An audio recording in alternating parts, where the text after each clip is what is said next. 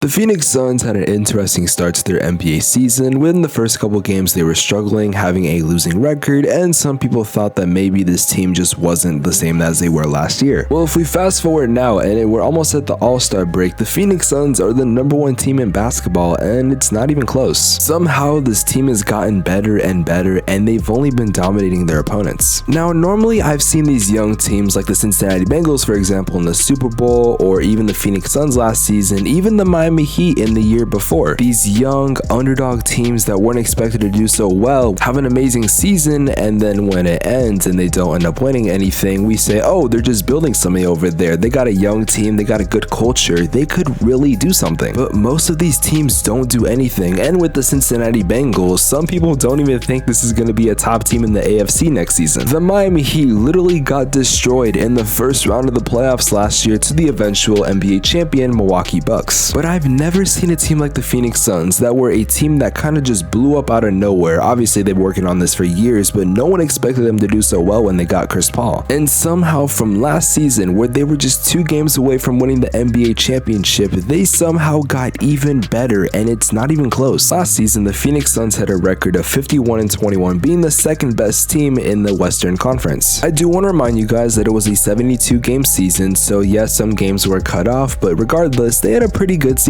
But to give an ideology of how good that was, last season they had a win-lose percentage of 70%, which in an 82 game season is the equivalent of about 58 wins. And if we look at this season, the Phoenix Suns are currently 46-10 and have an opportunity to go into the All-Star break as the easy Western Conference favorites. Currently they have a league high win percentage of 82%, and if the Phoenix Suns kept up this win percentage, they'd win about 67 to 68-ish games. And if you've seen the way this team has been able to play, there's no doubt in my mind that they could accomplish something like that. In fact, the Phoenix Suns statistically have the easiest remaining schedule in the NBA. But I don't think just win-loss stats are going to tell the full story, so let's go over some stats that a whole lot of people probably won't bring up. Because in today's video, I think we need to talk about the fact that the Phoenix Suns are in fact the scariest team in the NBA. Of course, before I get into the content, if you guys to leave a like on this video and subscribe to the channel if your notifications on. I'm trying to hit 100,000 subscribers on this channel by the end of the year, and your subscription would be greatly appreciated. Let's get into the video.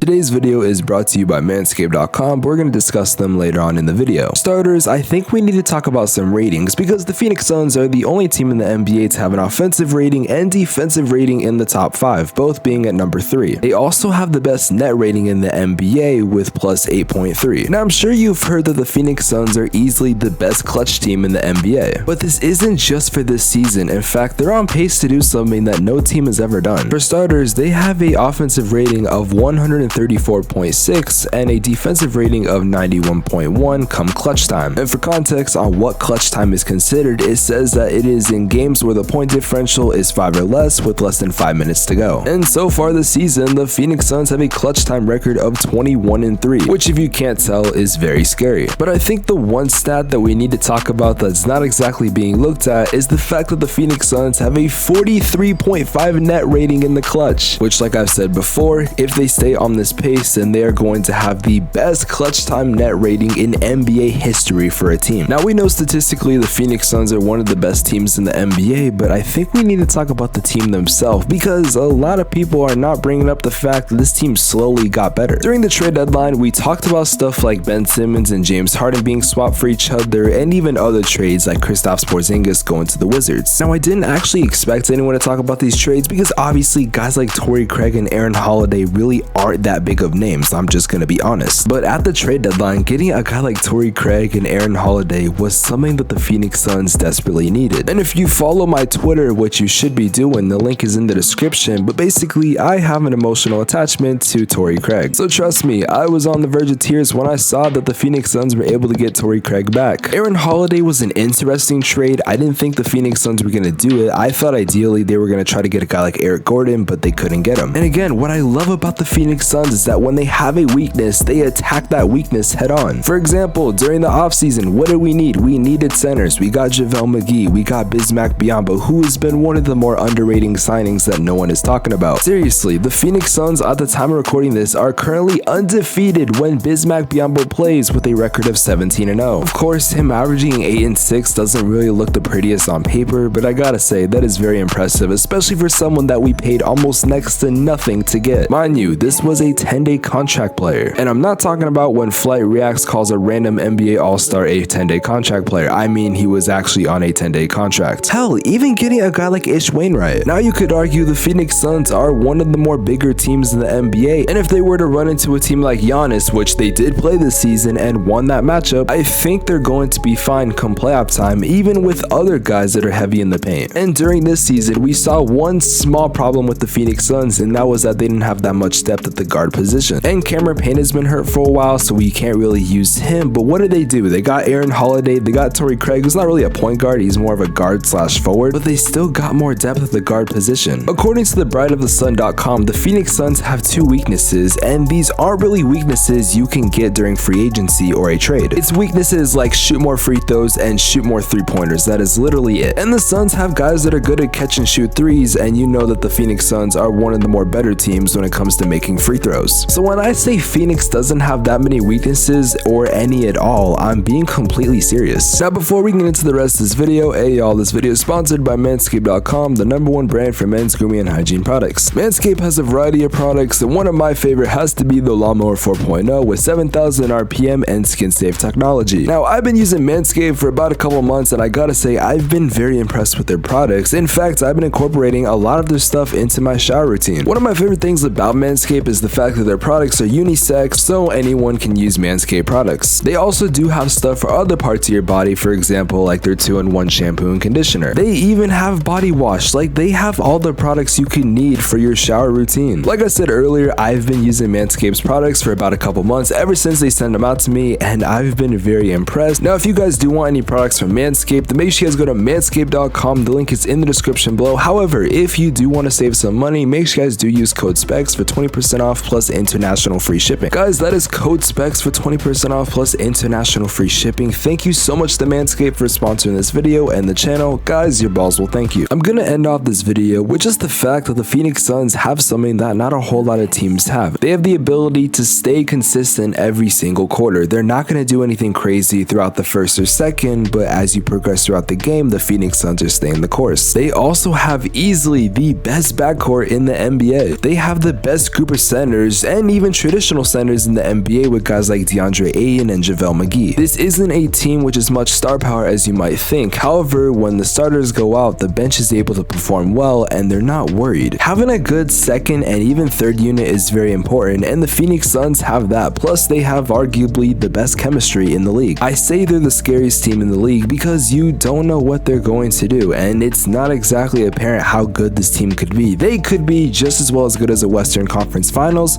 or an NBA championship. Devin Booker and Chris Paul are playing like MVP candidates. Not to say they're going to win it, but they are definitely playing like they should. Monty Williams has put together such an amazing unit that I think he should win Coach of the Year, and I think others would agree. You have a guy like Mikal Bridges, and if the NBA actually cared about perimeter defenders, you could say he could be up for Defensive Player of the Year. They have talent all around, and they have the potential to be a very special team, and I honestly believe come postseason that the Phoenix Suns are going to win an NBA championship, because I don't think the league is ready to see what Devin Booker and Chris Paul are going to do come postseason. Because if you can imagine the fact that if they had a guy like JaVale McGee or Bismack Biyombo, with having no depth to guard Giannis, don't you think they would have won a championship?